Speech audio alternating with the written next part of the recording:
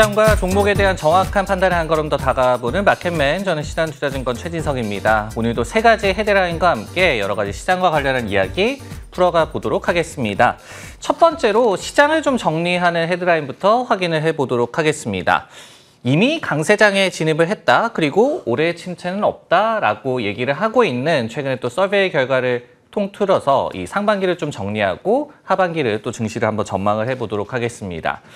앞서서 이제 들으셨듯이 미국 증시가 어떻게 본다면 최고의 상반기를 보냈다라고 할 수밖에 없겠죠.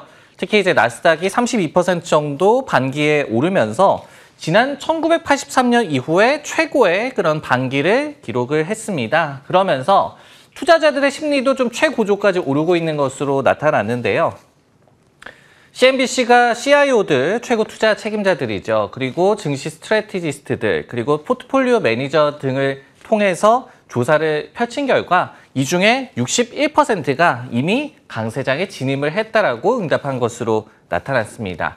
그리고 경기 침체 확률에 대한 또 질문에도 1년 이후 이상이 돼야지 침체가 올 것이다라는 대답이 32%로 가장 많았고요. 내년 상반기에 침체가 올 것이다라는 응답이 26%, 그리고 아예 침체가 없을 것이다라는 응답도 21%나 됐습니다. 그리고 지금 침체 상황이라는 응답은 단 5%에 그치면서 경기 침체에 대한 우려도 많이 좀 거쳤음을 이번 조사 결과에서 알 수가 있었습니다.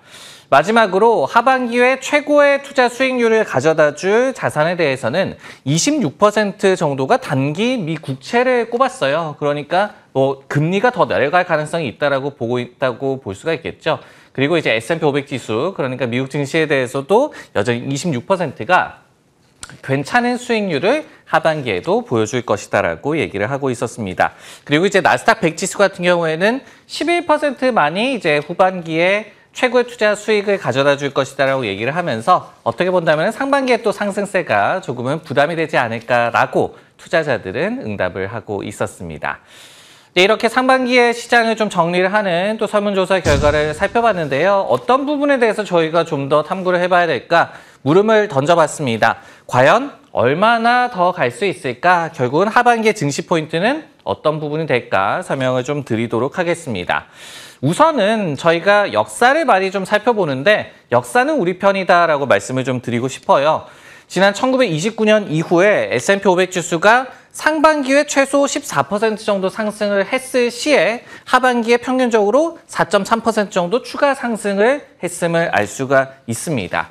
하지만은 이렇게 상승세는 이어갔지만은 그 상승폭에서 볼 수 있듯이 추가 상승에 대한 부담감도 저희가 있다라고 볼 수밖에 없겠죠.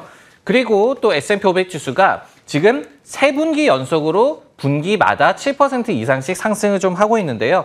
이런 사례가 지난 1950년 이후에 단 11번째에 불과했다고 합니다. 근데 그 이후에 증시의 또 추이를 좀 살펴봤더니요. 1년 후에 그 1년간의 상승률이 9.8%에 불과했다고 해요. 물론 상승세가 이어질 확률은 80%에 달했다고 하지만은 결국은 모멘텀은 이어갈 수 있겠지만은 스팀은 조금 꺼질 수밖에 없다라고 좀 결론을 낼 수밖에 없을 것 같습니다. 그러면은 하반기에 증시에서 체크포인트 몇 가지 어떤 부분을 좀 살펴봐야 할까요? 첫 번째는 아까 설문조사 결과에도 나왔듯이 침체에 대해서도 저희가 계속해서 좀 주시를 해봐야 될 것 같습니다.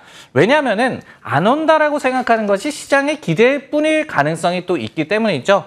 예를 들어서 뉴욕 연방은행에서 계속해서 트래킹을 하고 있는 지표에 따르면은 1년 후에 침체 가능성이 여전히 71% 정도로 굉장히 높게 제시가 되고 있습니다. 두 번째 체크포인트 역시 인플레이션이 되겠죠. 지난주에도 인플레이션 지표가 시장에 우호적으로 나오면서 증시에 좀 불을 지폈던 바가 있었는데요. 하지만은 이 인플레 하강 그 노선은 맞지만은 속도가 과연 시장의 기대만큼 빠르게 이루어질 수 있을지 이 부분도 계속해서 좀 살펴야 될 것 같습니다.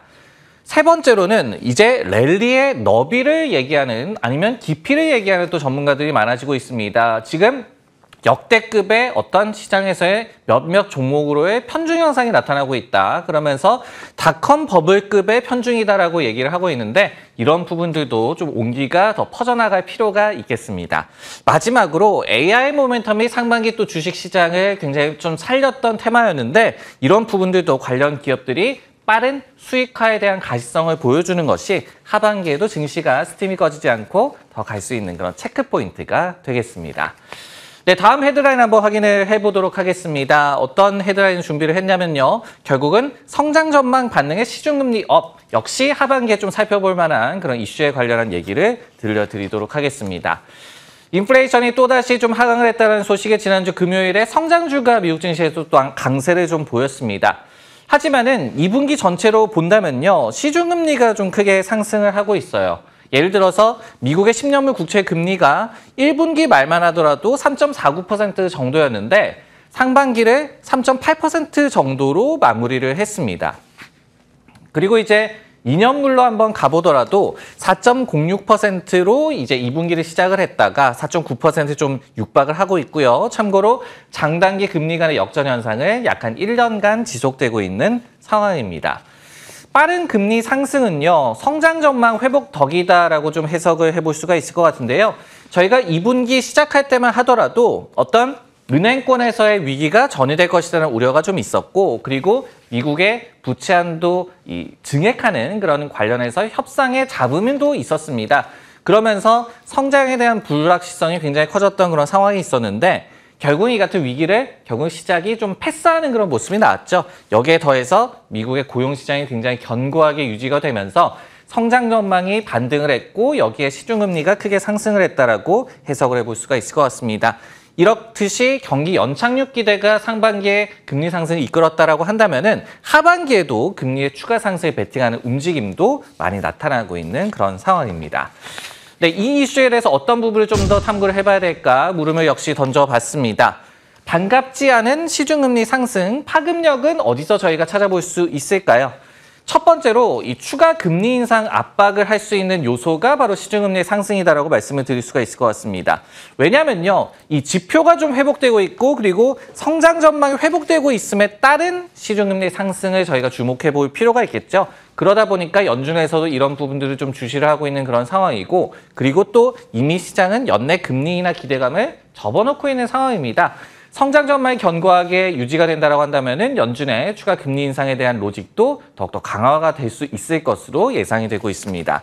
그리고 또 하나 저희가 좀 중요하게 생각해 볼 부분은 결국은 시중금리의 상승이 성장주의 랠리에 태클을 걸 수 있다는 부분이 되겠죠.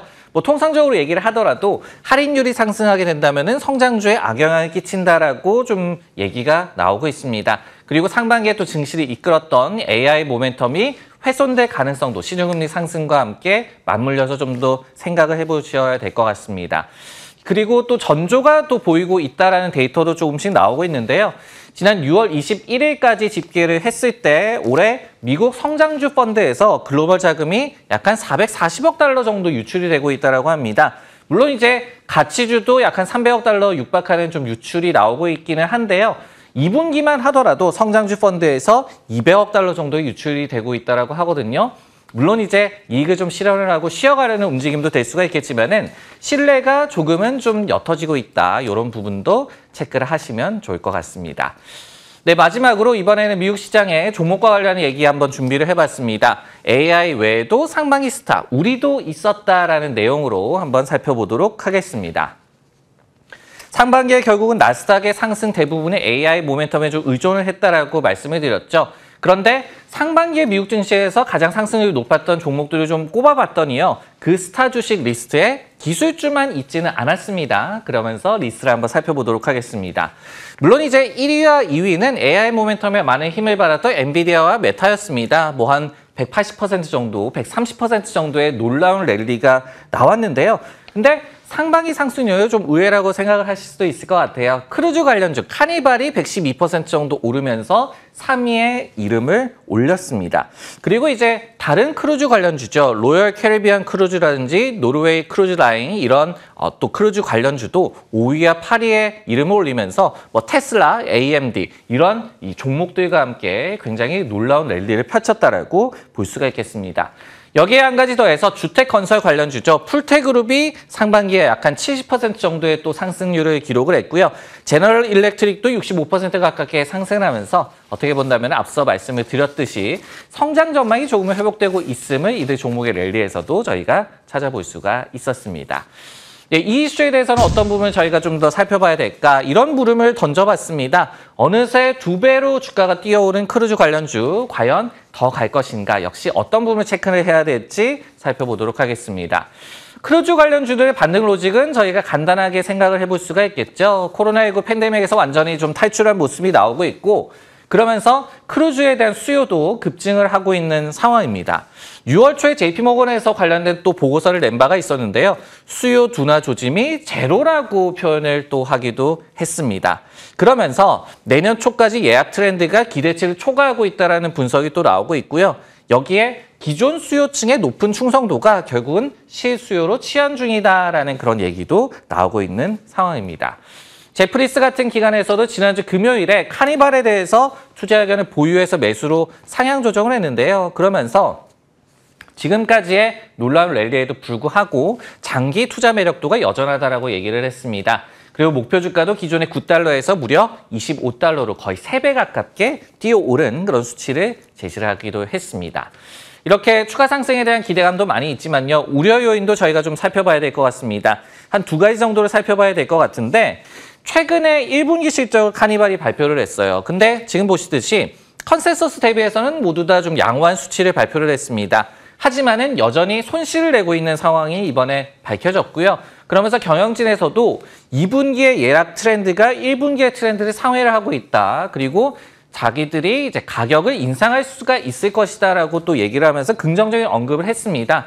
그럼에도 불구하고 여전히 돈을 못 벌고 있다는 얘기가 전해지자 관련주들이 그때 실적 발표 맞물려서 짜게 식은 바가 있었습니다. 이런 이 군데군데의 좀 모멘텀 훼손을 저희가 생각을 해봐야 될 것 같고요.